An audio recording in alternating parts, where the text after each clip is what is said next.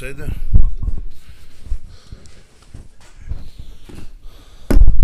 Ist verstanden?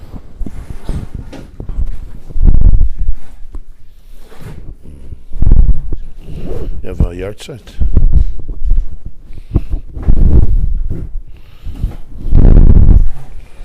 Should be a good Tibet for you and your whole mashpacha. Larichas Yama B'Shanim Teves. You said that daven already? You said Kaddish after.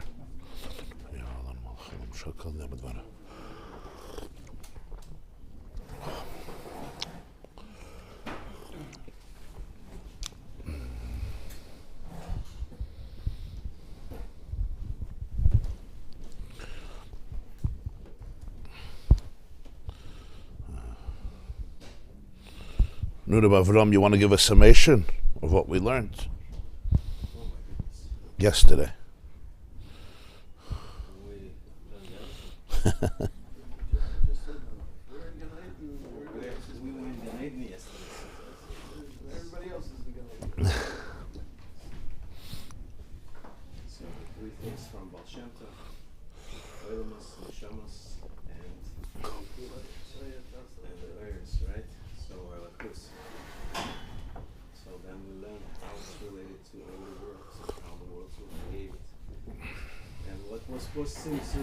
Kadmon and then Atzilus, I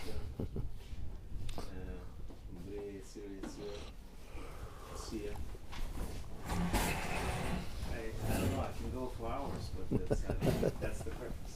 No, that's Yeah, okay.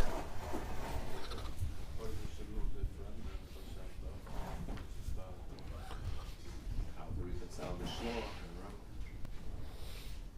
Right, so many things. Yeah.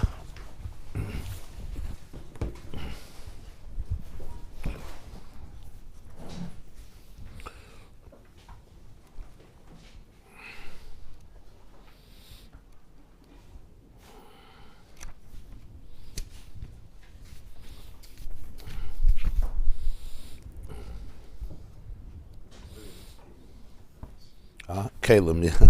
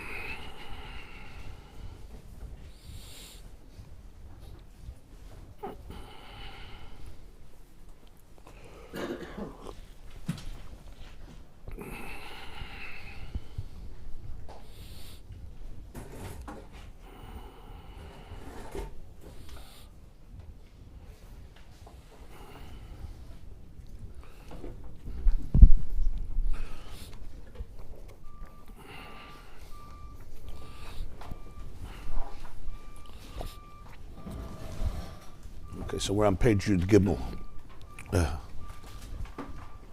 In this contrast, page Yud Gimel. The second paragraph, Inyan Baza.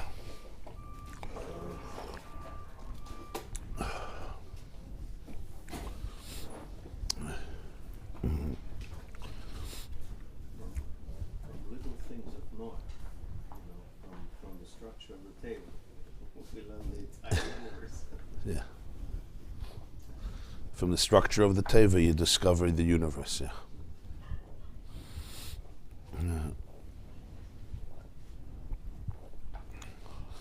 The Teva was that miniature universe. It was recreating a world, a safety place, a cocoon, and then from there they could go out and rebuild the world. Yeah. That's why the teaching of the Baal Shem Tov is on the Teva. Tachtiyim, Shniyim, Ushlishim, Taseh, the three levels of the Teva. Okay, so we're by V'ha'inyan Bazeh. Yeah. It's interesting that in every culture there's a story of flood. Yeah.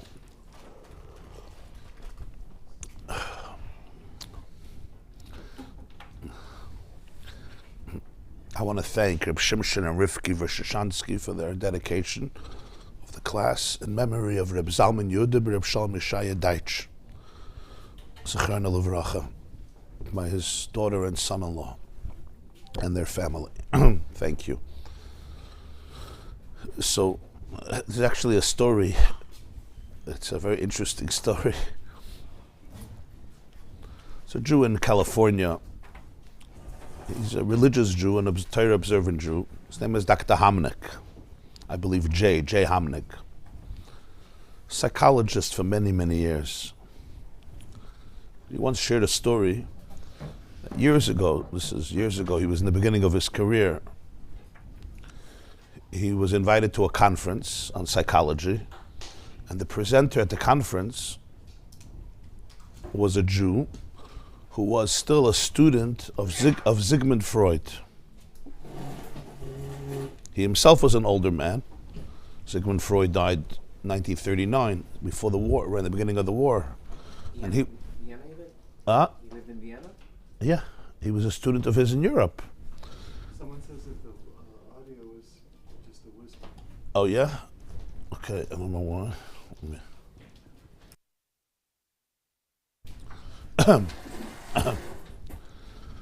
So, what was the topic?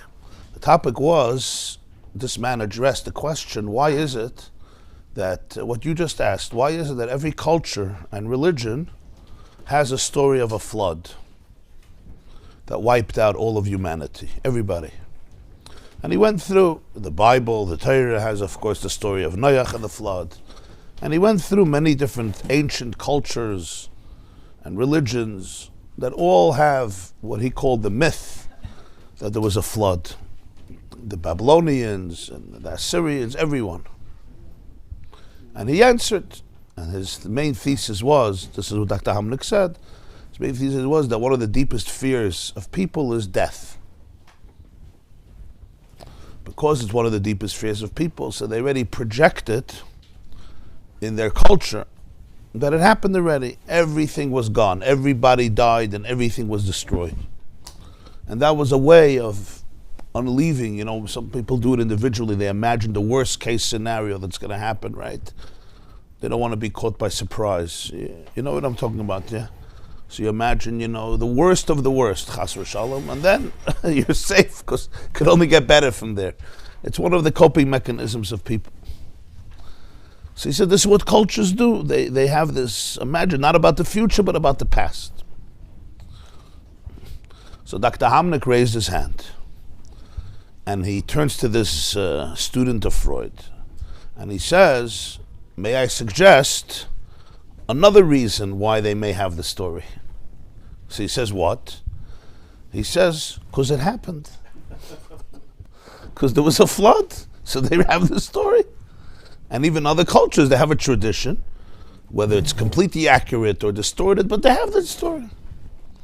So he said, the man fell silent, and the whole room fell silent, and you could cut the tension with a knife. There was like electricity in the room. He said it was almost like I said the most despicable, evil, horrific statement in the world. It was like unforgivable. You know, he uttered the ineffable, that which is absolutely forbidden. He said the man just stared at him. You know, like it was a tiger just walked into the room. And he was quiet, and he said, my teacher Freud once said, we will never know who's stronger, the polar bear or the tiger. Why? Usually you see which animals are stronger because you see the results of the fights.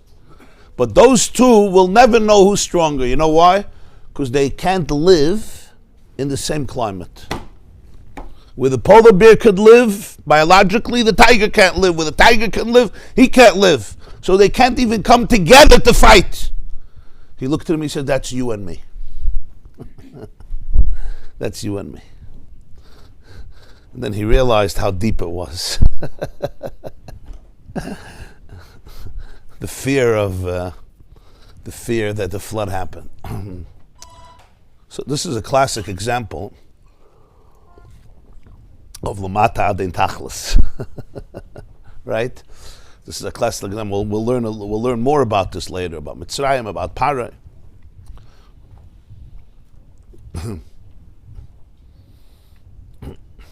Why are you so afraid of something? Say you're wrong, have a different argument. The fear comes from something that eats up at you in a very deep place. I'm not afraid. Somebody has a different opinion. You have a different opinion, so you could say, I don't think that's the explanation. I have proofs not. Okay. Such a statement, I'm not even going to talk to you. I'm not even going to argue with you. You know, when somebody says, you're too stupid for me to argue with me. Well, what's that? That's not an argument, that's delegitimization. That's delegitimization. You never have in Gemara, right? Beis Shammai tells Beis Hillel, there's nobody even to talk to say another opinion. They never do that. Rav never tells Shmuel, I don't even consider you somebody that I should argue with. They don't do that. Why not? Because they actually have a different opinion. They're not afraid of the other opinion. They have a different opinion. It's a thought-out process. It's not an emotional bias. When something is so scary, it's a whole different element. Even though Freud was famous, I think Freud was famous to say sometimes a cigar is just a cigar. No? A cigar is a cigar, but the flood is not just a flood. A cigar is a cigar, but Parshas Noach is nicht as a Parshas Noach. Sounds as working metaphor. It is? Okay. Gewaldig. So in the Mabel that did exist, they had to rebuild the world. And what's that rebuild the world? Kol Mokum HaCholol. Gan Seder Hishtalshlus. The whole system of the universe. All the way, Maila, from the highest to the lowest. So this the Baal Shem Tov says. The Tachtiyim, Shniyim, Shlishim, Tasa refers to Oilimus, Neshamas, and Elikus. 3 dimensions of reality. The world, consciousness, and divinity. Oilimus are the worlds, Neshamas are souls or consciousness, and Elikus is divinity, godliness. Divine, pure divinity. Yeah. Page Yud Gimel in the contrast. We're holding Va'inyan. I'm just giving us summation. So the Baal Shem Tov says that in every word, in every teva, you have Tachtiyim, Shniyim, Shlishim. In every word of Torah and Tefillah, you have 3 interpretations. You have 3 dimensions. You have 3 vistas. You have 3 aspects, 3 layers. And Soyar Tasala Teva means you have to open up the light. You have to let the light fill the Teva. How do you let the light fill the Teva? To allow each word to be fully said and embraced with all 3. Oilimus, Neshamas, and Elikus. And then the 3 can be aligned with each other and ascend together. Baal Shem Tov adds over there that from this is created all the joy and pleasure in the world. The greatest tainug in the world comes from the alignment of Oilimus, Neshamas, and Elikus. Tachtiyim, Shniyim, Shlishim. So yesterday we learned at length how you explain exactly what Oilimus, Neshamas, Elikus, different ways that it's explored, what the Shalosh says about it, what the Mikdash Melech says, what the Ramaz says, and then how the Alter Rebbe and the Tzemach Tzedek put them together and explain how the Baal Shem Tov is really giving a deeper insight into these 3 worlds, and conversely. And the main nekuda, that was the main point was that Oilimus, Neshamas, Elikus represent, the Shalosh says, it's Briya Yitzir Asiyah. But when you say Briya Yitzir Asiyah, it can be interpreted as the local Briya Yitzir Asiyah, or based on the Ramaz, on the general Briya Yitzir Asiyah. And that includes 3 famous worlds. One is known as Oilimus Ha'ein Sof, the worlds of infinity, or Adam Kadman. the second Atzilus, and the third is the group of Bri Yitzir Asiya, Biyah. Olamus refers to Bri Yitzir Asiya, creation, formation, and action. Neshamas, consciousness, refers to Atzilus, Olam Atzilus. And Elikus, Mamash Elikus, even higher than Neshamas, refers to Olamus HaEin Sof, the worlds of Ein Sof or Adam Kadma. And as it's a Tzedek put it, that it's a Haskala Mufla, Haskala Muflas, it's a edele, very, very subtle and refined and gewaldige haskala, which means epiphany, understanding, or perception, or experience, to be maskil, bein ma'ala atzilus l'mashal l'mayla atzilus. Distinction between atzilus and beyond atzilus. So the end of the shir we dedicated to explain at least one nekuda, and the main nekuda is the difference between oiris without kalim and oiris in kalim. And that is that the Olamus HaEin Sof, pre-Atzilus, Elikus Mamash, is pure Oir, and pure Oir is something that has absolutely no identity. You can't even call it an identity, because real Oir is nothing but the transmission, the expression, the revelation of the source of the Oir. But we can call it Orot, like in plural? That's a good question. Do you say oir or oiros, right? Light or lights? Good question. So in the olam,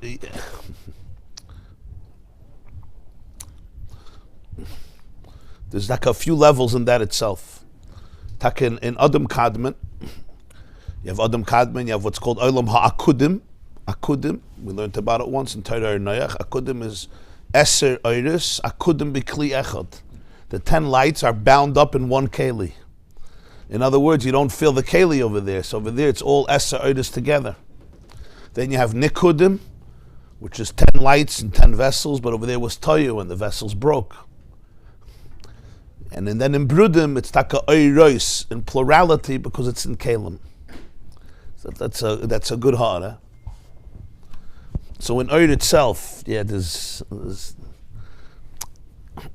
when you speak general, you don't always go into all the details, but it's a good heart, Oir or Oiros. Before Atzilus, Olam HaToyu is pre-Atzilus.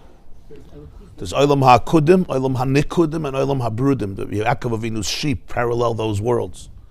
Olam HaAkudim is higher than Atzilus. It's all the lights were bound up in one vessel.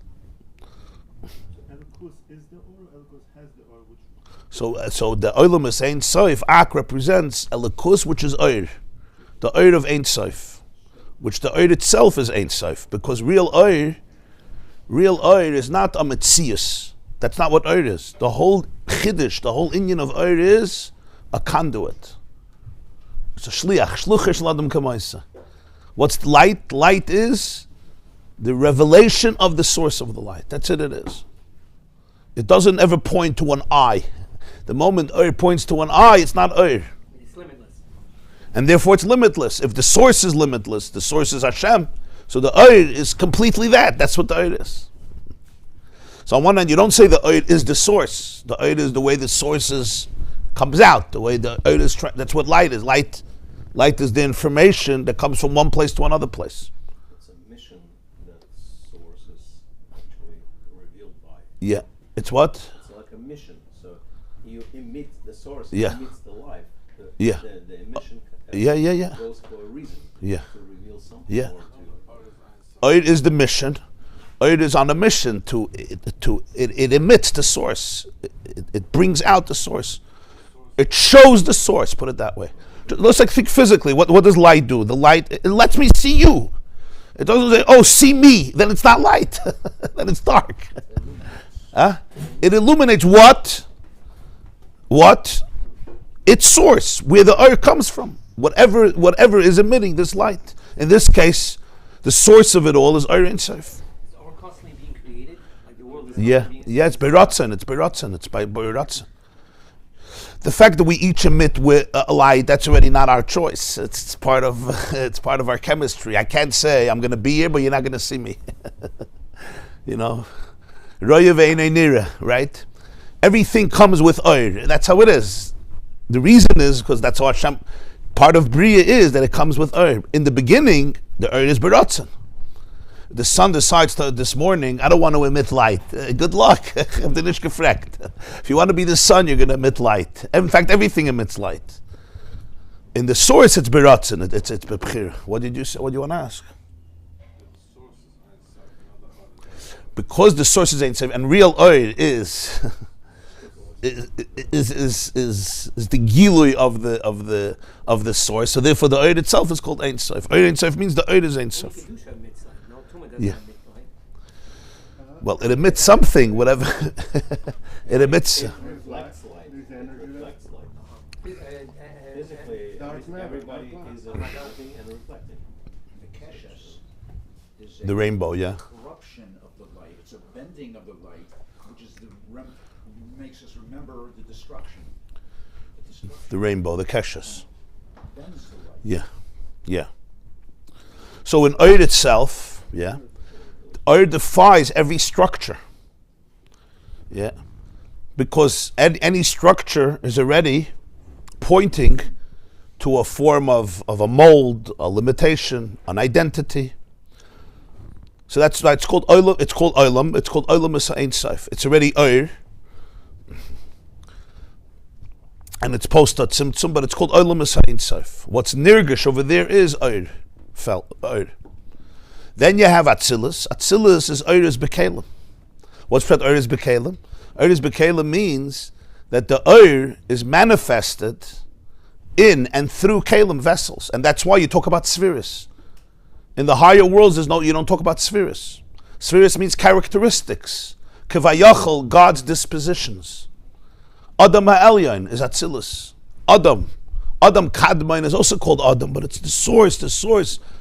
From there will come. But in Atzilus you seek this. There's Chachma and Bina and Gdas and Chesed and Gvur and Teferes, Netzach, Chod, Yesod, Malchus. I Ein Sof.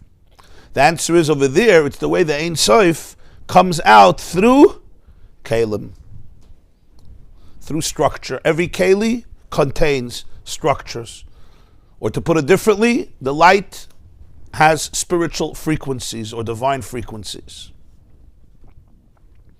Which means the light gets measured, the light gets contained, the light gets filtered, but not because it's really finite. But it's as the Avodas HaKodesh says, the famous expression that the Ein Sof, as much as it's infinite, it has the same capacity for finiteness. Because if something can only be infinite and not finite, then it's not truly infinite. You know, like a teacher has to know, if you can only give a class in a way that nobody understands, and you can't give a class that everybody understands, you don't understand. Right? Rabbi Birnbaum. Oh, gewaldig. Huh? Thumbs up. So that you understood. Right? Somebody says, no, you have something, a person gets up, yeah. Within 5 minutes, nobody understands. It's very impressive. He knows how to blow everybody away. That's very limiting. It's very limited. If you really understood, you could speak in a way that the 5-year-old understands. Because if you really master it, you could find a medium, a venue through which to express it, a filter that is suitable for the person you're talking to. And if you have to remain impressive, it's not so impressive. It's impressive, but it's not so impressive. It's much more impressive when everybody understands. This idea of infinite and finite, God can be finite as well. So we say Hashem appeared to Moshe. Is that a manifestation? That's what Kalim is. Kalim means, what does Kalim mean? You say, Haltzach in the Kalim. Yeah? Give me Kalim. What's Kalim? Kalim means the ability to measure and contain the light. That's what all Kalim are. Arois from the Kalim means I'm all different. Arois from the Kalim, not Shviras HaKalim. In Toyu, Arois from the Kalim because you break the Kali. Yeah, Arois from the Kalim means you don't have to break the Kali, but you realize that it's time to go out of the Kali. Ada lo yada. Huh? That's why you get married. You get married to go into the Kalim, but in order to maintain your marriage, darf not ausgehen from the Kalim. I can't live with her, I can't live without her. Das habe ich nicht gesagt, but okay. Ja. Mehr wie ein Jid hat das gesagt.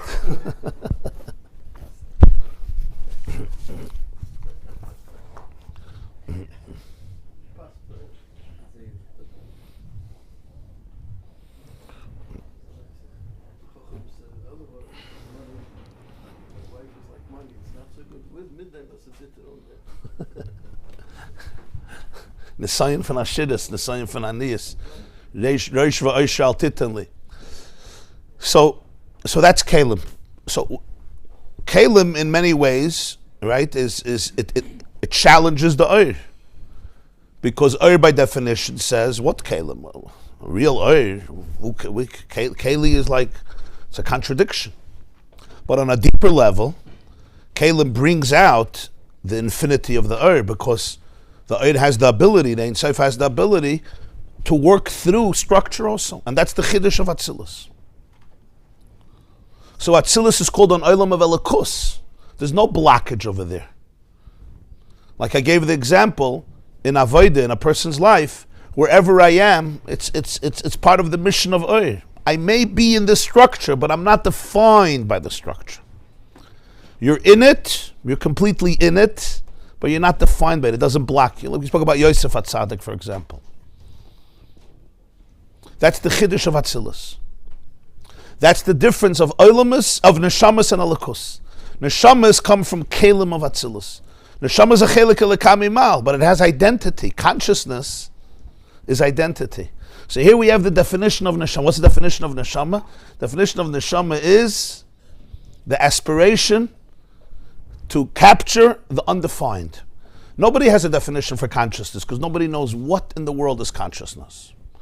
Not how it emerged, and what is it? What is consciousness?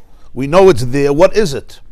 So he says that this is, the Baal Shem Tov says, consciousness is not a likus, it's neshamas. It's the way a likus is in Kalim. Because a likus itself, there's no consciousness. Consciousness is already a product of Kalim. So it's the way the undefined becomes defined, that's consciousness. And that's why consciousness is so elusive. Because it's the bridge between a likus and oilamus. That's what consciousness. It's the bridge. The Baal Shem Tov was Teves. It's the bridge between a likus and oilamus. And like every bridge, it has everything. A bridge goes from one side to the other side. Like the Rambam says about a translator. A memutza, an arbitrator, right? When you're an arbitrator, people who arbitrate business disputes, if you take one side, you're done. You're not an arbitrator. A therapist, a marriage therapist, yeah, the Basidil can explain. The worst thing a therapist can do is take the husband's side against the wife. The husband is waiting for that, you know. Come, he'll knock sense into your brain, right? You know that one. Zay masber, okay. Or the other way, take the wife's side against the husband.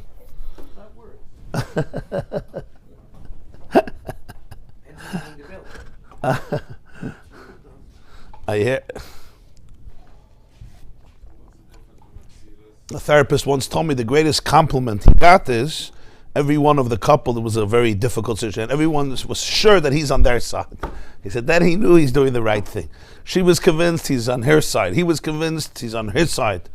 And then actually he was effective because you have to feel that I understand you. If you feel that I'm your enemy, you don't trust me. There's no empathy. My point is, whenever you want to bring two people together, you have to really be able to bridge, and in order to bridge, you really have to be able to be in every place fully. And it can't be a joke, it can't be fake. Was sagst du dabei, Isaac?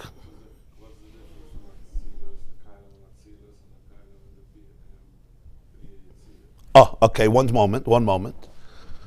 So this is neshamas. So that's why consciousness is so elusive, because consciousness, it has the nikud of elikus, it has the nikud of oilamus. And that's why Ad Hayom in science, consciousness is the biggest mystery. And it drives all the atheists crazy because it points to something higher in the world. In other words, if this table, right, this table doesn't have consciousness, I mean, at least what we perceive, one day we'll find out some other things. V'nigla k'vod Hashem. So if you have something that doesn't have consciousness, do you expect that after 1,000,000 years sitting here in Muncie in 18 Forshay, suddenly Vayiftach Hashem es Piyah Asen, the table is going to have consciousness? Nobody expects that. And 1,000,000,000 years also not. And 20 billion years also not. You don't expect from a mindless piece of glass or table that suddenly one day, there's a sense of experience and consciousness. Nobody will say that. And yet, that's what they have to say, how the world what happened. From a mindless reality, suddenly what evolved was consciousness. And within consciousness itself, human consciousness. How, what, when? So everybody will say, at some point something happened and there was a cognitive, cognitive revolution, and consciousness emerged. And that's why so many are struggling so much, and they want to say that consciousness is an illusion, it's like a machine, it's like artificial intelligence. Kavayachal, you have consciousness, your emotions are not emotions, it's just buttons. It's you think you have emotions, you think you have ideas. It's all a myth. All myth. Why? Because consciousness points, right? There's awareness. So to say that the whole world was a mistake, and the awareness also didn't come from a place of awareness. To say that awareness was produced by something that doesn't have awareness, that's pretty intense. That consciousness, awareness on all its levels of what awareness is, it all came about by mistake, by something that has no awareness, because the whole world is a random error, a random mutation. It's too much. So what do you have to say if it's a myth? You understand? It's good. But the truth is, what's consciousness? It's so elusive because it's the neshamas between Olamus and Elikus. So consciousness defines the undefined. But you can't define the undefined, because if you define the undefined, it's not undefined anymore. But that's really what consciousness is, the bridge between Olamus, which is Bri Yitzir Asiyah, and Elikus, which is Ein Sof. And that's what Atzilus is, Oiris Bikelim. So on one hand, Atzilus is Elikus, it's Olam Ha'achdos. But the Alter Rebbe says it's a haskala mufla to be Teves bein Matzilus and L'mayla Matzilus. But you can be magish if the person is by Yitzias Neshama. Yeah. You can be magish that the Neshama, it leaves the person. Yeah. Yeah. There is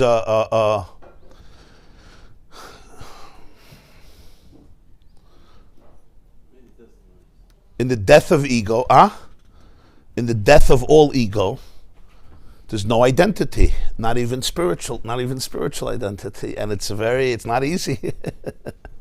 It's not easy because it's you want to hold on to something. To let go, for consciousness, to let go of consciousness is moiridik, and that's what the Baal Shem Tov said. Das is avodah. In every nekuda, to be able to see the olamas, see the neshamas, and see the likus, and bring them together. Because in every word you have all three. No word is divorced from any of the three. What's olamas? That's Bri Yitzir Asiyah. Over there's also kalim, but over there it's not called elikus anymore. It's called bria. What's bria? Bria means a creation. Atzilus is not called a creation, because in Atzilus the kalim are divine. Kavayachal Hashem's Kalim, Hashem's Chachma, Hashem's Chesed. What do you mean Hashem's Chesed? What's felt over there is that the entire Keli, the entire vessel, is just a conduit for infinity to be expressed through finite mediums, but it's not finite. But because there's already Kalim, so that becomes a source for a new type of world. A world in which structure is divorced from Ein Sof. In very simple words, from there comes a Bri Yitzir Asiyah, in which there could be experienced what's called detachment. Our world, Bria, it's much higher, it's much more subtle, Yitzir is lower, but in Asiyah, it's a world where everything is Ein Sof, but yet, what's the experience? The experience is isolation, loneliness, fragmentation, to a point where there could be real disassociation, to a point. That's only possible here. What's real disassociation? My I is gone.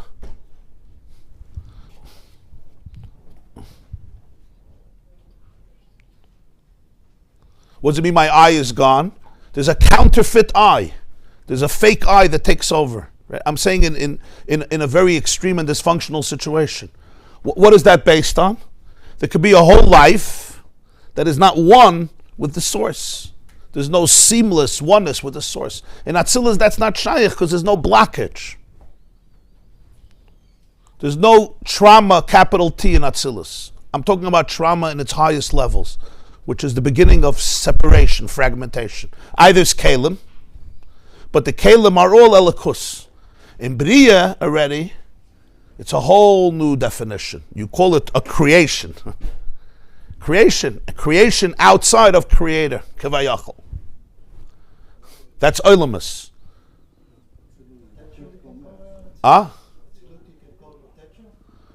You could call it, it's more potential, yeah.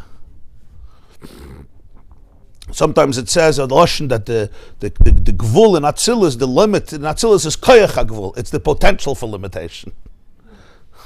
It's the potential for limitation. So in Atzilus, like I spoke with Yosef, he went into places. He was there. He couldn't not be there. He was in a pit. He was in a prison. He was in Egypt. But he said, I'm on a shlichus, lemichya shlachani, which means I'm here, but I'm not defined by this. This is my mission. Yeah, I have to work through these kalim, that's true. And it's limiting, but it's not really limiting because the limit is just because I have to transform this place. So the limit is just a conduit of infinity. In Bri Yitzir Asiyah, here there can be there's real blockages that are perceived by the experience of the one living in that world. So the Baal Shem Tov says that the tachlis of everything is to constantly fuse together Oilamus, Neshamas, and Elikus. It's interesting that some languages point out to what you just said about consciousness. Somewhat. Languages. Like, for example, in Russian, consciousness means сознание, which is two words. So, which just means connection, really core, constellation, connection. And znание means knowledge. It means the bridge of you that you build between Saznaya? Saznание. Saznanya. That's consciousness in Russian. Saznanya. So you're saying it means the bridge between the bridge of knowledge. The bridge and knowledge, yeah. So it's your bridge, Yeah. per se, as a consciousness. Yeah, yeah. Yeah, Yeah, that's what it is. in Hebrew they call it muda'ut, which is connected to das. Das. Va'adam yada es chava. In Spanish is with science. In Spanish is with science. How do you say it in Spanish? Conciencia. Conciencia. Conciencia with science. With science. But ko means really the connection, the bridge. That's the interesting. So a lot of languages. In Yiddish, it's Bewusstsein. Bewusstsein. So if you wish, it's the way the Zain is Bewusst. Bewusstsein. Which is a bridge, if you think about it. The Gemara says in a few places that the place of a person, Mekaymer Shaladam, is Dalad Amas, 4 Amas. For example, when it comes to Tchum Shabbos, if a person Shabbos can't walk anymore, but they have 4 Amas. 4 Amas in the length and 4 Amas in the width, which is around 6 feet, between 6 or a little more feet, approximately. An Amma is around 1.5 feet or a little more, so it's around 6 feet. There's a halacha dalad amas shel adam koines le b'chol makom. If you're within dalad amas, whatever is there you can acquire. If it's hefker, if it doesn't belong to somebody. So the Gemara asks in Erevin, why 4? Why 4 amas? So he says because the height of a regular person is shalosh amas. The height of a regular person, again, shalosh amas could be either 4.5 feet, 5 feet, or even some people say an amma is 2 feet, so maybe 6 feet. So the height of a person, the Gemara says, is shalosh amas, 3 amas. So why 4? So he says, because when you take your hands and you lift them up higher than your head, it's another amma. So that's the dalad amas. So they ask the question, most people don't operate like this with the hands higher than the head. Usually the hands are below. So why did Chazal take that into consideration and turn that into the place of the person? So Chassidus says a moide dike vart. Because the tachlis of a person is, the power of the person is to go beyond the head. What makes an Adam is that he connects Oilamus to Elikus, Oilamus, Neshamas, and Elikus. So you go beyond the head. And that's the koyach of Neshama. The koyach of Neshama is that it sees in Oilam, not only Neshama, it sees in Oilam also Elikus, which is beyond the head, which is beyond the brain, which is beyond what my intellect grasps through my kalim. Because the brain is already kalim. So you have the three amas, that's the regel, you have the legs, right? You have the guf, the body itself, you have the rosh, which is the highest, and then you have the yadayim. Through our actions we can go lamayla meharosh, beyond my head, and that's when you become an adam. That's when you become an adam. The shear of a mikveh is 40 saw. So the Gemara says in Pesachim, Amma al Amma, Biroim Shalish Amas. 40 saw is an Amma. Let's put it, let's say 1.5 feet by 1.5 feet of water, of volume. 1.5 feet this way, breadth. 1.5 feet this way of water, or 2 feet.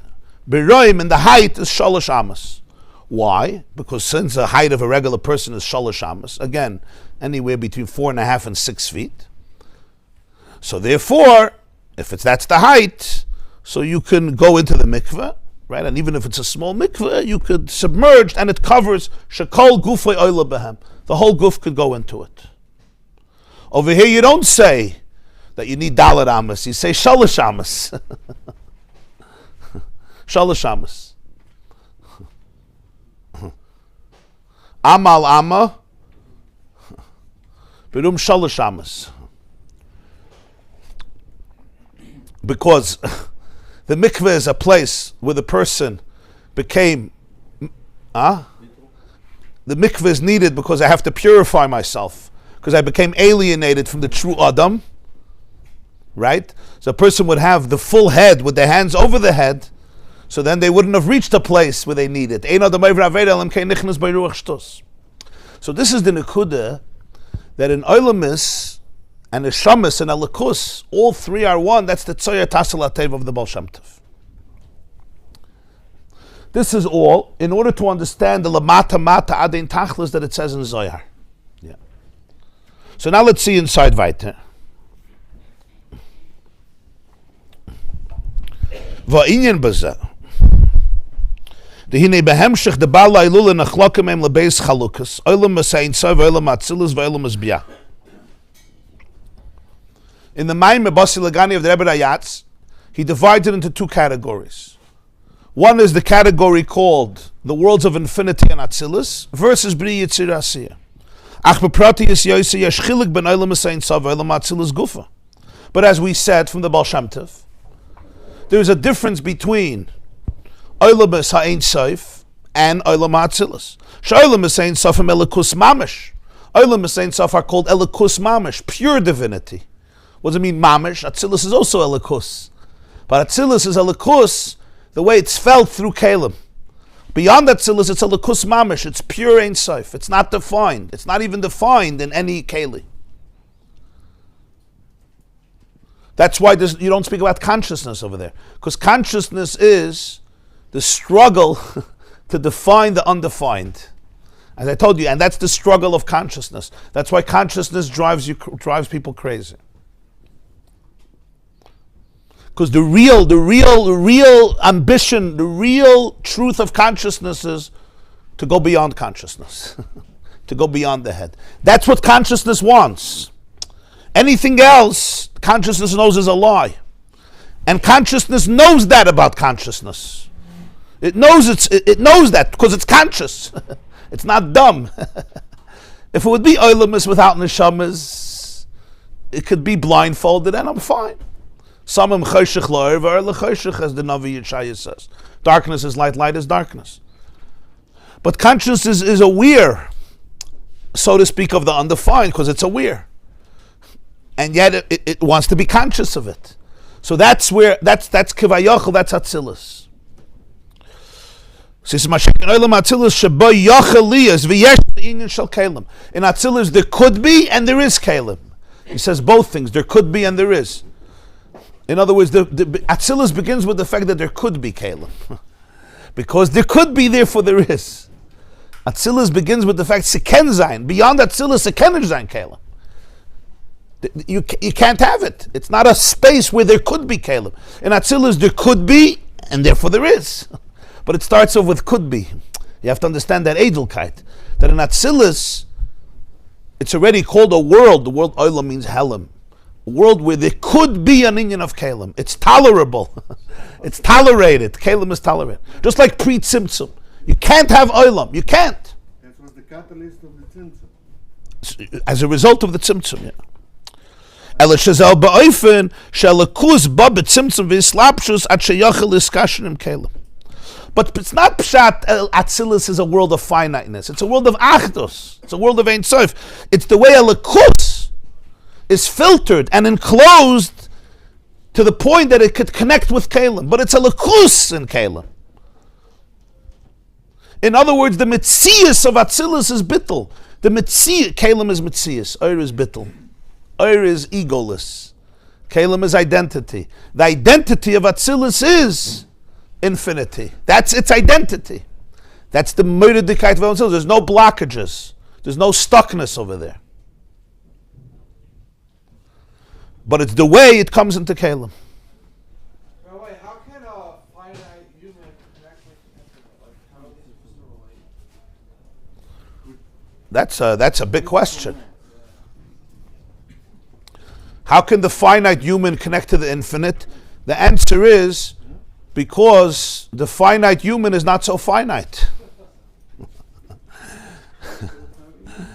The finite human is not so finite. Yeah. The soul is a chelik elikamimal. Ukenisker lel shachilik ben elam esayit sof le'elam atzilusu al derech hachilik ben hayichudi v'chayoy echad ben hayichudi v'garmoy echad. It says in Zohar that Hashem and His lights are one, Hashem and His Kalim are one. Ta'av sheb'shneim uchad, even though in both you say He's one, mikol makom yesh chilik beinayim. There's a difference. It should have said iyu v'chayoy v'garmoy echad. He and His lights and His Kalim are one. It says chad twice. Iyu v'chayoy echad. And iyu v'garmoy echad. Why does it say chad twice? Because it's not the same chad. Why is it not the same chad? It's a different achtos. The difference is, as he'll say, you have, for example, the soul, and the soul has faculties, koiches hanefesh, and then you have the soul coming into the body. And then you have levushim, garments. So you have the soul itself, you have the way the soul connects with the body, and you have the way a person wears garments. But God is indivisible. Oh, very good. And still you say it twice. That means in the achdus itself, between iyu and chayoyi and iyu and garmoyi, there's a very subtle difference. And as he says, it's a haskalah mufla, it's a very subtle haskalah to understand the difference. One of the biggest chidushim of the soul is that when it comes into the body, it's not separate from the body. It's one with the body. What do I mean one? Not one that it's connected. One that it becomes the body itself. Chad. One of the reasons that people can deny a soul, why do they deny a soul? Because it does an unbelievable job in redefining the body. The body becomes like the soul. Everything is in the body. Whatever is in the neshama, it becomes the wisdom of the body. You can't do the mitzvah without the hand. So the achdus is so deep that it's not differentiated. But really it's all soul. The body itself is a mace. How do they explain when the soul leaves the body? It's like the electricity. The electricity that was pumping the heart, that allowed the blood to pump, the electricity went off. So the machine is dead. The battery is gone. What's the real inyan in it? The real inyan in it is that the guf and the neshama become completely one. And that's why there could be this mistake that the body is its own reality and there's no soul, because that's how deep the soul affects and redefines the body. The body is alive. The body is not like a dead machine and there's electricity in it. It becomes the identity of the body itself. That's a mashal for Atzilus. That's a mashal for Oiris and Kalim. The Oiris is the neshama, the Kali is the guf, and they become completely one. And the whole body is now a conduit for the soul. What's Atzilus? Atzilus is a backdrop, like you have a backdrop of what the world is in its most ideal place. The world how it is from God's full perspective. You understand? That's Atzilus. It's like the blueprint of the whole universe, but the way it is in God's mind. That's called Atzilus. And then it evolves into lower forms of the same world. Atzilus, Bri, Yitzir, Asi on one level are like the same world, but they're completely different because Atzilus is the way the world is, so to speak, in God's mind. The whole world is there. Is it like the mirror image? You could say that. That whatever is down here is also Yeah. It's Betzela, yeah. It's called Nishtalshlum, and that's called Nishtalshlus. So the soul and the body are two separate things. Right? And in fact, before a child is born, the soul has all the faculties that we have later, but it's without the body. The Gemara says in Nida that in the womb, the soul could see from one end of the world to the other end of the world. There's a candle. You see how do I see to the other end of the world? Tell me. The answer is, everyone could see to the other end of the world, as long as you're not using your eye. My retina has limits. It could see a half a mile, and some eyes could see much more, but there's a limit. You're not seeing to the other end of the world. Because the neshama's koyach of vision is nislabish. It's working through the physical eye. So it sees, the soul sees, but it's using the keli of the guf. But now the eye sees. So you could say there's no soul, the eye sees. It doesn't really make much sense, but that's why you could deny the soul. Because the body is completely one with the nefesh. After a person leaves the body, you unplug the... It's not that there's no soul. The electricity goes back to this. When you unplug a refrigerator, what happens to the electricity? It doesn't die. It goes back to its source. It's just not coming through the refrigerator. It's not coming through the computer. So death, chas v'shalom, death doesn't mean death. Soul doesn't die. It's unplugged. It's not coming through the guf. So now, what does the soul see with? It sees with its own vision. So it could see, buildings don't block it.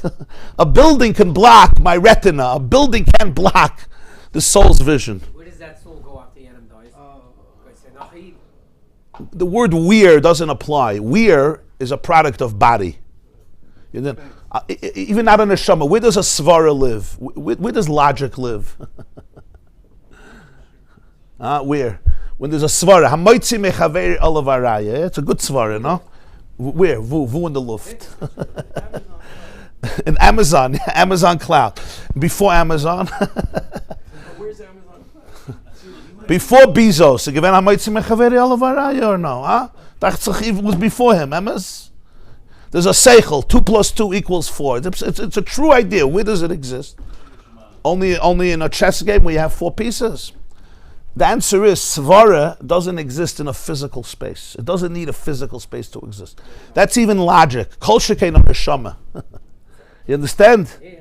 So you say, where does the neshama go?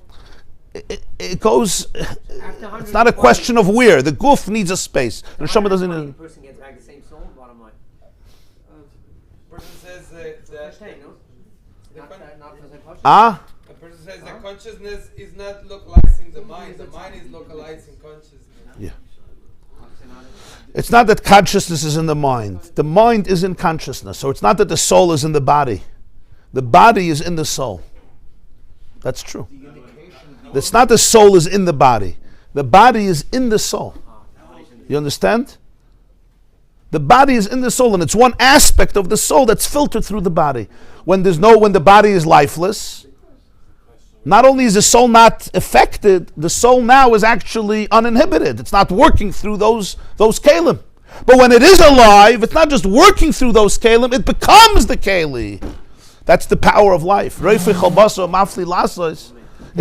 the keli. That's a mashal for Atzilus.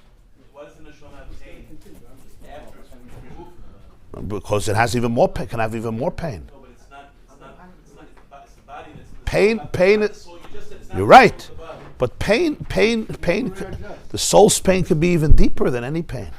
But why is he worried about something in earth, which is the most gashmistic? Because God is worried about earth. Proof that the unity of the neshama and the goof is that at Misa we are told we must bury the body immediately, otherwise the neshama has pain. Yeah. So right away you see that there is a congruous. Yeah. How do the people who define that consciousness, they define consciousness as random. When there's a dilemma between doing the right thing and the bad thing, how could that be the same consciousness? They have all types of explanations. How do they explain that? Conditioning, society. You said never has any deliberation. They say you're like a monkey. No, but monkeys don't have. The only difference in you and a monkey is the monkey doesn't think he's a person. That's it. Maybe he does, but it doesn't look like it. He doesn't have guilt. Monkeys seem happy when they give him what they need. Huh? You speak often about atheists. How does the quote-unquote atheist define this deliberation, whether you should do the right thing or the wrong thing? Where's it coming from? But his consciousness is limited, so that's why. He has the same consciousness as you. Moral thing that So since this world is a bria, so there's no elukus that we can actually connect. No. 1 second. So the mashal of a guf is like atzilus. It's like kalim. The becomes the keli. It's not separate. And since the is Ein Sof, so the keli is elukus, but it's in kalim. Then you have the neshama, the way it connects with the neshama itself, with the faculties of the soul. So iyu v'chayoyichad is like the unity between the soul and the faculties of the soul. Iyu v'garmayichad is like the unity between the soul and the body. But it's a complete oneness, it's a complete unity. But that's the difference between Atzilus and higher than Atzilus. That's what he says. What's the faculty of the soul? Let's say the power of reason, or the power of vision, or the power of perception, or the power of hearing. The soul hears, the soul sees, but it doesn't see with the tools that the body uses to see. Sfor would be a faculty? Yeah, the chachma of the soul, the bina of the soul, the love of the soul, the awe of the soul. The intangibles, yeah. It's intangible in the sense that it's not concretized. The electricity is not flowing through the laptop or through the phone or through the refrigerator or through the AC. The electricity is pure electricity. Nobody ever saw electrons. We can't see electricity. We know it exists because we see its symptoms. Nobody ever sees a soul, but we see the symptoms every moment. The soul's electricity is flowing through the refrigerator. But unlike the refrigerator, the body itself becomes soulful. Yeah. Therefore, we can always connect to the soul because of the unity with the guf. Does phantom pain define that? Yeah. You see that power in the brain, the phantom pain, even when the physical is not there. That's how connected they are. Yeah. So that's pshat iyu v'chayoyichad, iyu v'garmoyichad. Even though it's one, but he says chat twice. Why? Because in Atzilus there's Kalim, and Kalim is a different type of Chad, it's a oneness. Because Ein Sof essentially is not finite, it's not Kalim, it's not Guf. But yet the Chiddush of Atzilus is that the Kalim become one with the Oir, they're not separate. The Avshe b'shneim uchad mikol mekom yesh chilik b'neihem. Abnam kivan she b'shneim uchad, the loike ba'olam is bri yitzir asiyah shem b'chinas nefradim. But even in Atzilus, it's one. It's not like Bri Yitzir Asiyah where the Kalim are like separate. That would be like putting on garments. When you put on garments, nobody says, oh, the soul is one with the body and one with the clothes. That's not. The clothes are not me anymore. I mean, everybody knows that. And when I'm touching your sweater, and I'm going to say, I'm touching you. I completely detached. So the mashal for that, from the perception of a person is, Levushim, Bri Yitzir Asiyah. So he says, but because in Atzilus it's still one, it's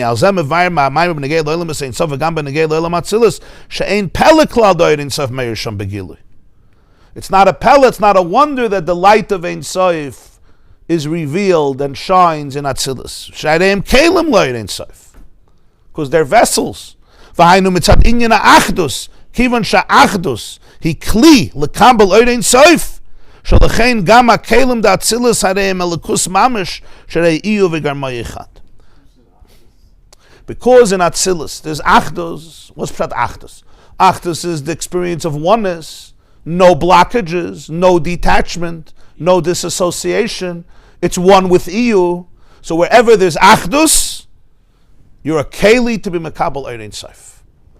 Achdus is the vessel to be mekabel Ein Sof. Why? Because what's Ein Sof? Ein Sof is everything. Ein Sof is oneness. Ein Sof is infinity. So the keli is therefore becomes infinite. In its finiteness, it's still infinite. That's why the body has a wisdom that is soulful. People are amazed what the body knows, what the body experiences, the wisdom of the body. Right.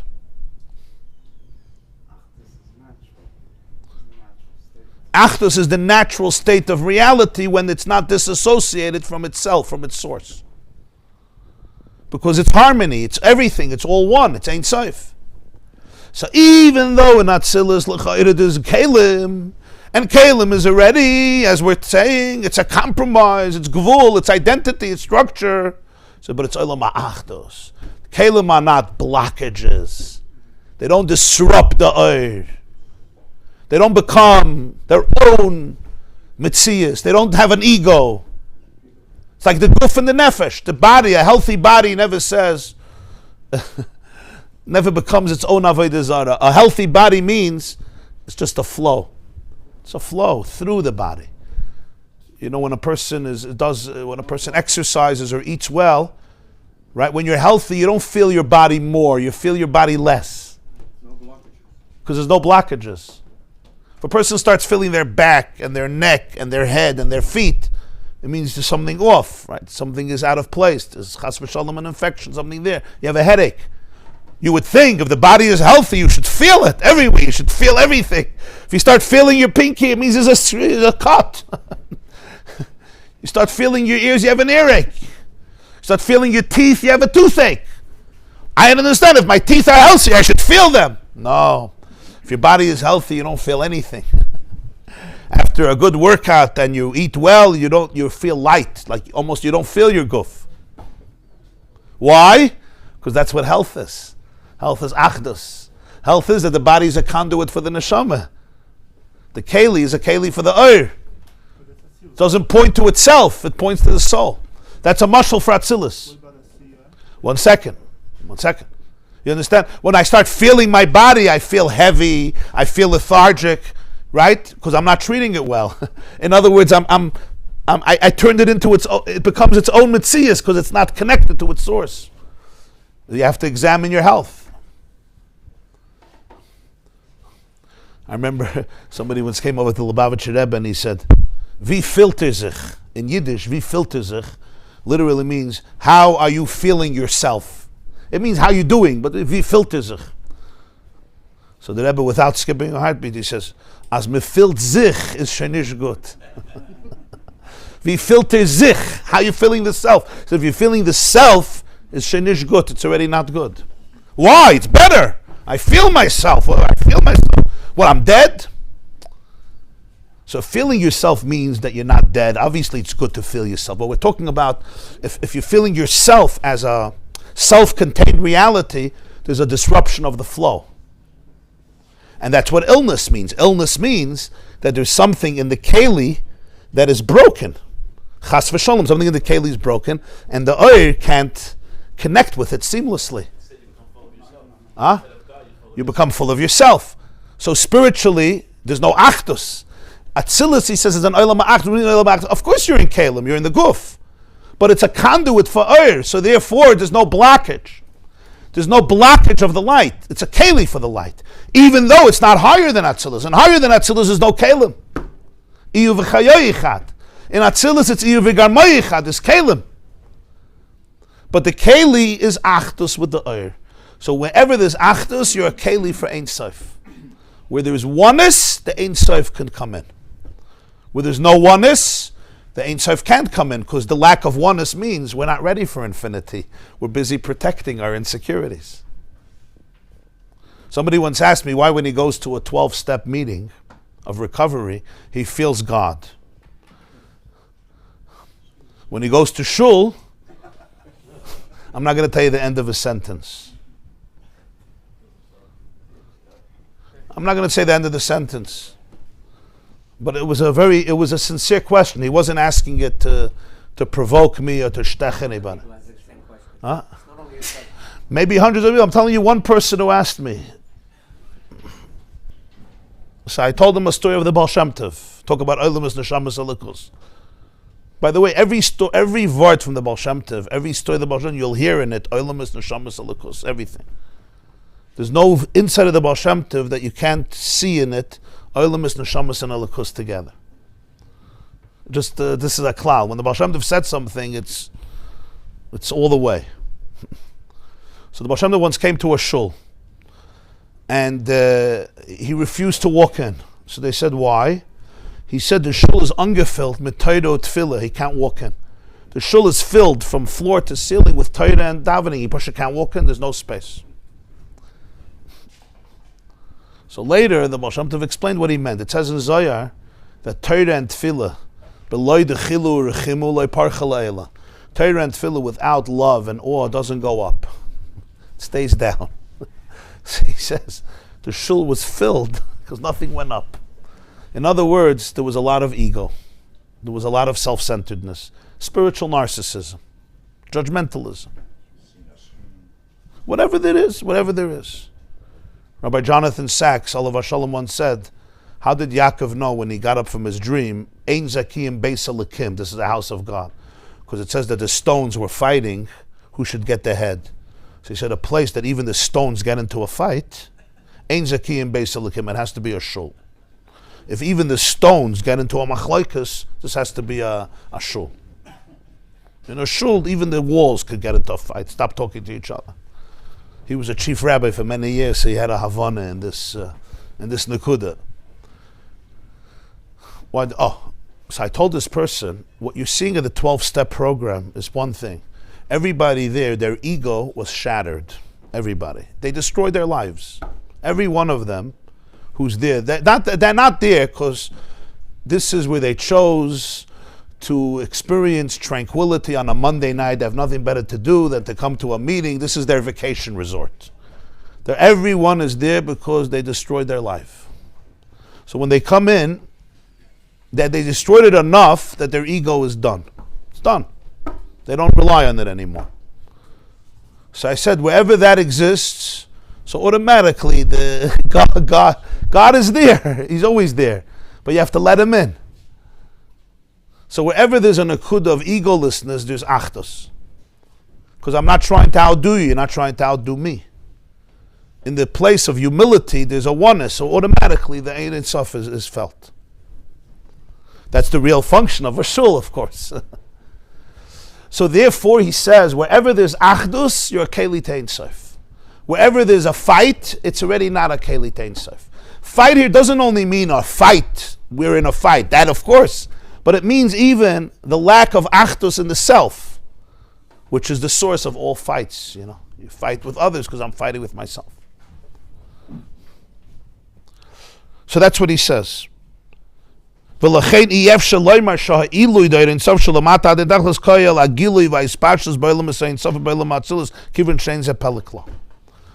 now come to the punchline. You can't say that when it says in Zohar that Ein Sof is so amazing, that it goes lamata den tachlis. You can't say it's talking about the revelation in Ak or even in Atzilus, because over there it's not a Pella. It's not a hafla, it's not a wow. Of course Ein Sof is in Atzilus. Be'espashtus and even begilui. Spashtus means that the oir extends, and begilui is that they could receive it. They can experience themselves as Ein Sof. That's not a Pella, because it's Olam Achdus. What is the Pella of Lamata Den Tachlis? That's the next piece of the Maamer, in the place of separateness. We could stop here. The problem is we don't always live in Ak and in Atzilus. If you lived in Ak and Atzilus, okay, you could stop here. So that's not lamata dein tachlis. It's gewaldig, but it's not a pelle. It's not a wonder. Why is it not a wonder? Oops. It's interesting. The hava min is the lamata dein tachlis is olam ein sof. Just think about it.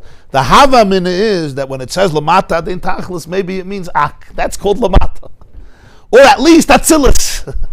And he says no, it's not lamata dein tachlis. Why? Because it's an olam achtas. But think about the hava min that atzilus would be called lamata dein tachlis. You see how subtle the perception of Chassidus is, what reality is. You understand? That Atzilus could be Lamata Dein Tachlis. It's not. But a Havamin in Torah is Eich Torah, right? A Havamin is also something.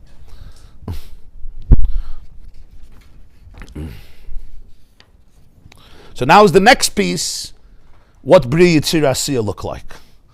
And then what it means that Oirin Soif is Lamata Dein Tachlis in the place that's separate. In the place that's not Ein Sof. It's not Ein Sof. That's what Bri Yitzir Asiyah is. It's a world in which you don't perceive the Ein Sof. And still the Zohar says Ein Sof Lamata Dein Tachlis. This side of the Tzimtzum. This is all on our side of the Tzimtzum, yeah. Or it's basically saying in simple English that what we call the Tzimtzum is a matter of perception. I always give away the punchline. I always give away the punchline.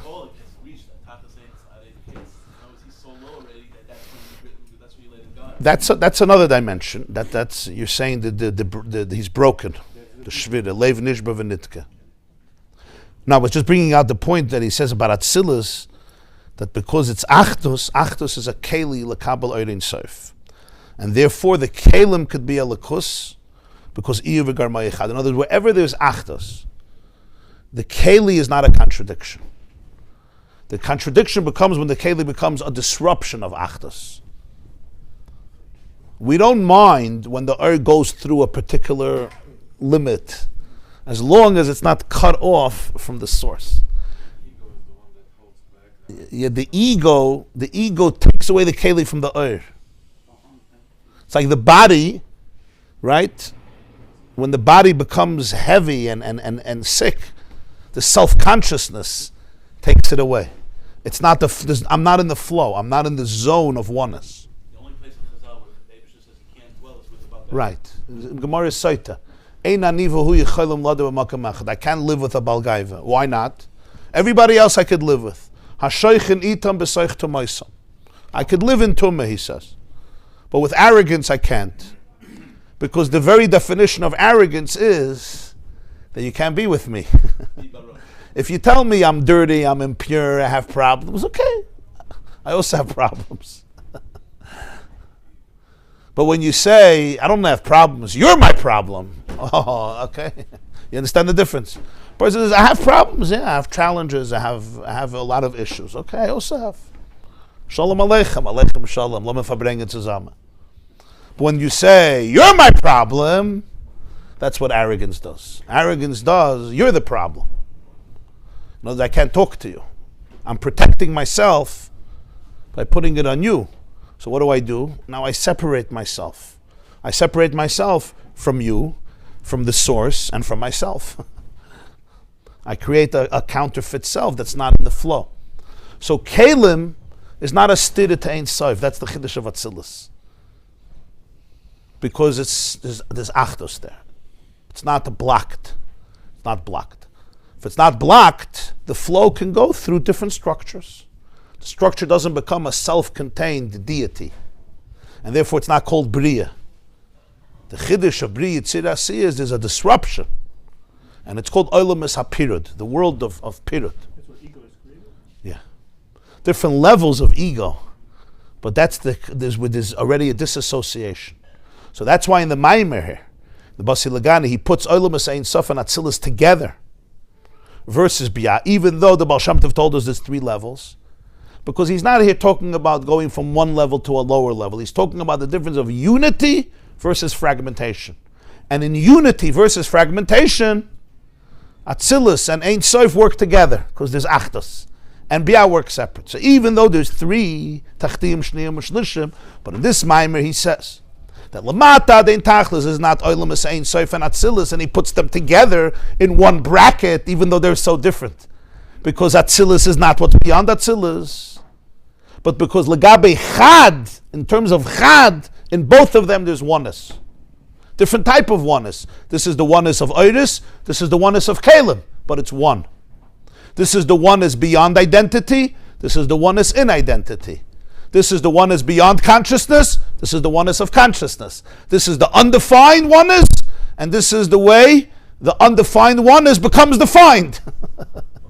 That's Atzilus, but it's still oneness.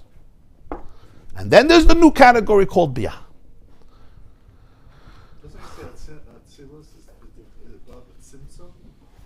Yeah, so it's after the Tzimtzum. That's why it's called Oilam.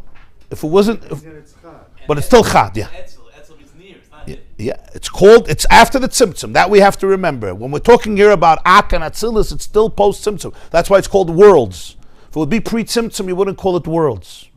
I thought Ak was pre-Tzimtzum. No, Ak after. Ak is also after Tzimtzum. You said you were Ein Sof. It's called Ein Sof, but it's called Oilamus Ein Sof. The worlds. So that's post. Post, yeah. When you say Oilamus, it's usually post Tzimtzum. Those that argue with the shkabim of mamish that the iu v'garmoy is mamish in some sense not. When they say iu v'garmoy is not, in other words, there's no possibility of explaining Yeshus or Rab where God is. Yeah, well, the expression Tikkun Zohar is iu v'chayoy echad, iu v'garmoy echad. Twice chad. He's one with his life, chayoy with his light, and he's one with his garmoy or his kalim, like his vessels. Rama is something that happens on it. Garmoy means like his kalim, his vessels. So the question is, he should have said iu v'chayoy v'garmoy echad. He and his chayoy and his kalim achad. So that's what the Maamer is explaining. They're both chad, and yet you say it twice.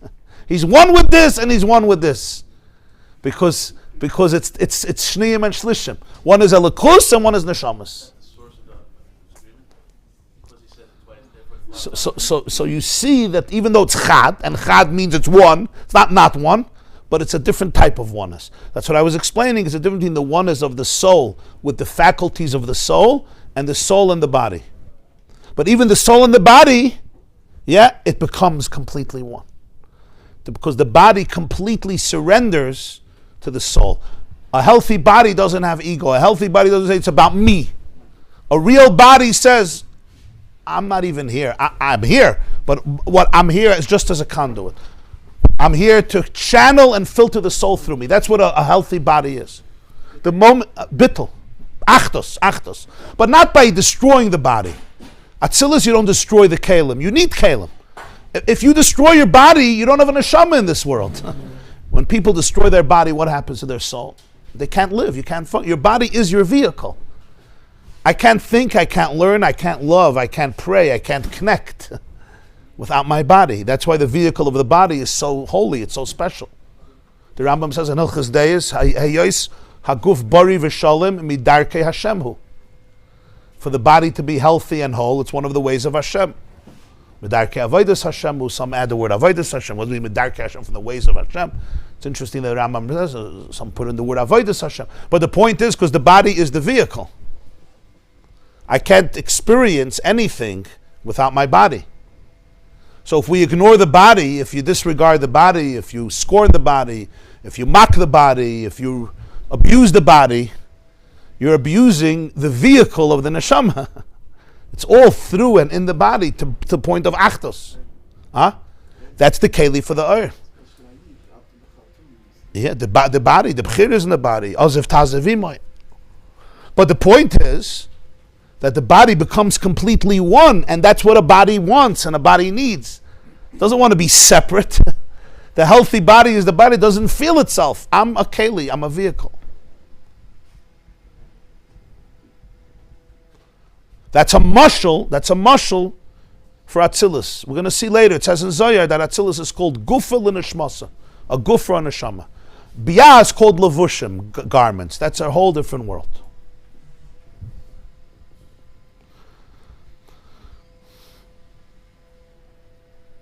I see everybody wants to sit. Chaim L'Vracha. Shlomo doesn't want to stop the shir. That's going on. We want to stay in the order, not in the Kalim.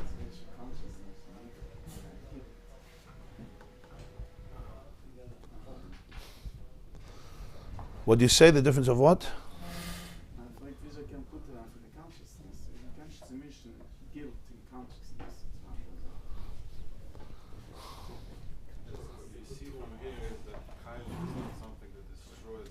Right.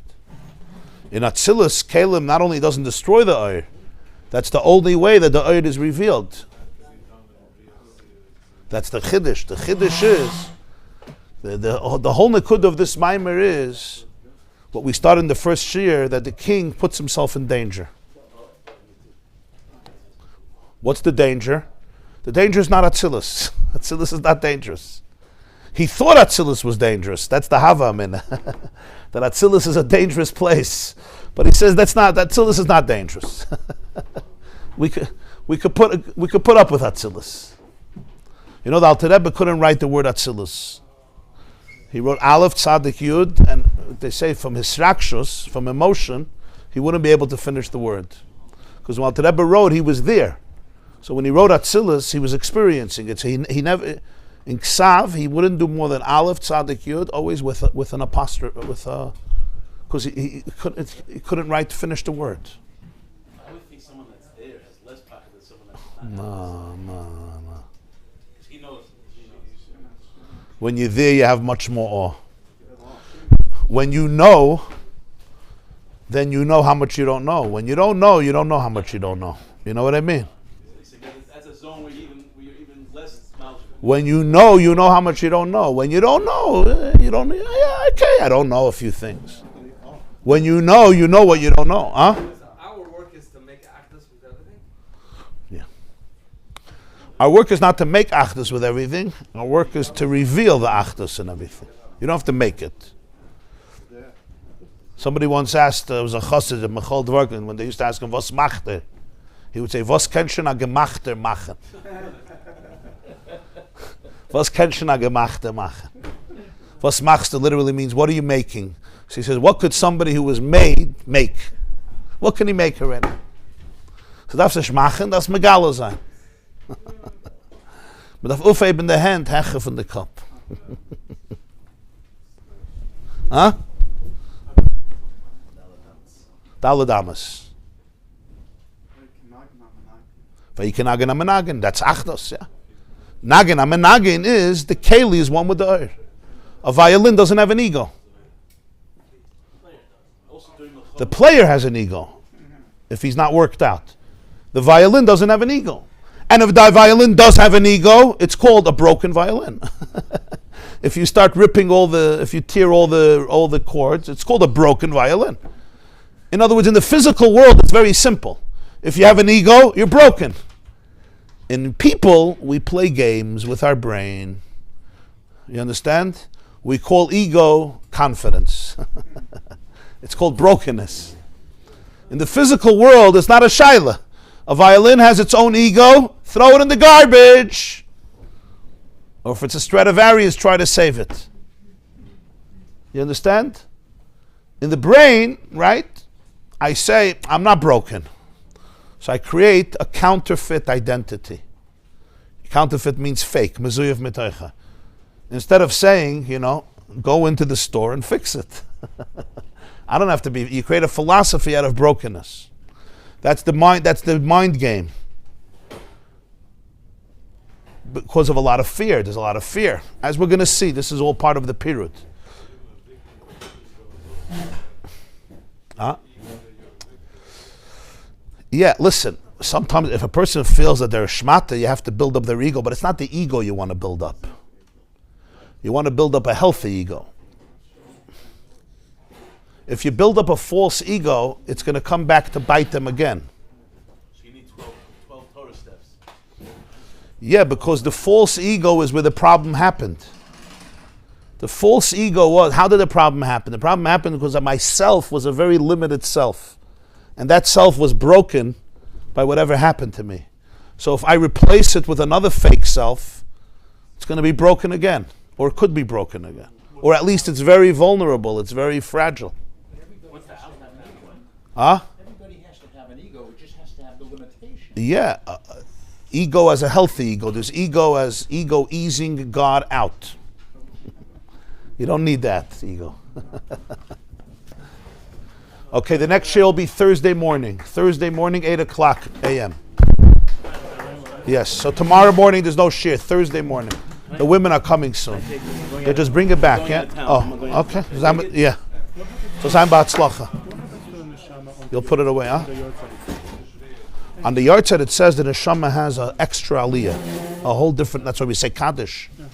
Because the neshama ascends to even a deeper place. In its ascent to its own source, even deeper place. So it's a very special time. So that's why we want to connect to the soul then, because as the soul goes up, we also go up. And our avodah here also helps the soul. It assists the soul. When Hashem trains the soul to come down here, what exactly happens? Yeah, it's like Hashem exhales. Vayipach ba'apav.